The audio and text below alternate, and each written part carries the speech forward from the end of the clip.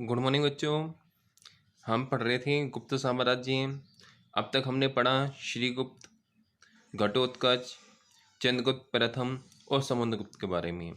अब हम उसको आगे बढ़ाते हैं। आज पढ़ते हैं चंद्रगुप्त द्वितीय के बारे में। चंद्रगुप्त द्वितीय 380 ईस्वी से 412 ईस्वी तक।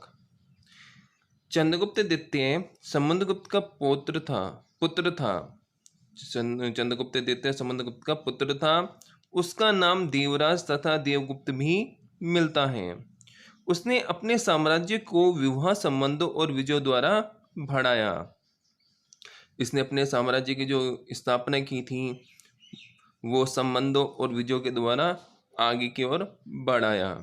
जबकि इसके जो पिता थे उसने जो अपनी शक्ति के बल पर, समुद्रगुप्त जो था उसने अपनी शक्ति के बल पर अपने साम्राज्य की स्थापना की थी। चंद्रगुप्त ने अपनी पुत्री प्रभावती का विवाह वाकाटक राजा रुद्रसेन से किया। चंद्रगुप्त ने उज्जैन को अपनी द्वितीय राजधानी बनाया। शक विजय के पश्चात उसने विक्रमादित्य की उपाधि धारण की। चंद्रगुप्त ने शकों को पराजित किया और विक्रमादित्य की उपाधि धारण की।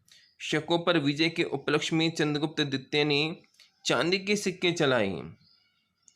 चंद्रगुप्त द्वितीय के शासनकाल में चीनी बौद्ध यात्री फाहियान भारत आया। भारत में तीन चीनी यात्री भारत में आए, जिसमें सबसे प्रथम आया था फाहियान, जो कि चंद्रगुप्त के समय में आया था, द्वितीय के समय में आया। दूसरा आया था हेनसांग, जो आया था हर्षवर्धन के समय में। और तीसरा आया था इत्सिंग, जो हर्षवर्धन की मृत्यु के पश्चात आया था। कुमारगुप्त 414 ईस्वी से 455 ईस्वी।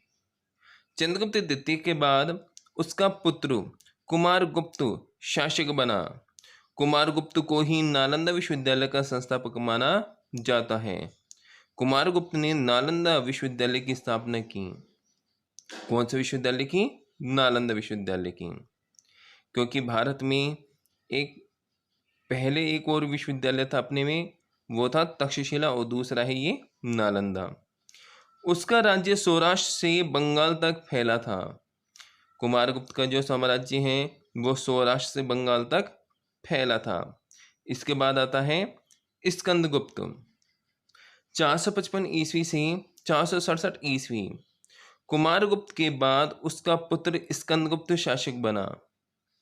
जूनागढ़ अभिलेख द्वारा ज्ञात होता है कि स्कंदगुप्त ने मौर्य द्वारा निर्मित सुदर्शन झील का जीर्णोद्धार करवाया था। कहते हैं मौर्यों ने सबसे पहले एक झील का निर्माण करवाया था। वो झील का नाम है सुदर्शन झील। जब वो गुप्त साम्राज्य में थोड़ी टूट फूट गई तो उसका जीर्णोद्धार जो करवाया था वो करवाया था स्कंदगुप्त ने। सिंहासन पर बैठने के समय स्कंदगुप्त को मल्लेच्छों के रूप में कुख्यात हूण से जूझना पड़ा था। स्कंदगुप्त ने अंततः हूणों को पराजित कर दिया। स्कंदगुप्त ने पर्णदत्त को सौराष्ट्र का गवर्नर नियुक्त किया। अंतिम गुप्त शासक भानुगुप्त था। बाकी के जो उत्तराधिकारी हुए वो सारे अयोग्य हुए थे और निर्बल हुए थे, और सबसे अंतिम जो शासक हुआ था वो भानुगुप्त हुआ था, और उसके बाद में गुप्त साम्राज्य का पतन हो गया। आज के लिए बस इतना ही। Thank you.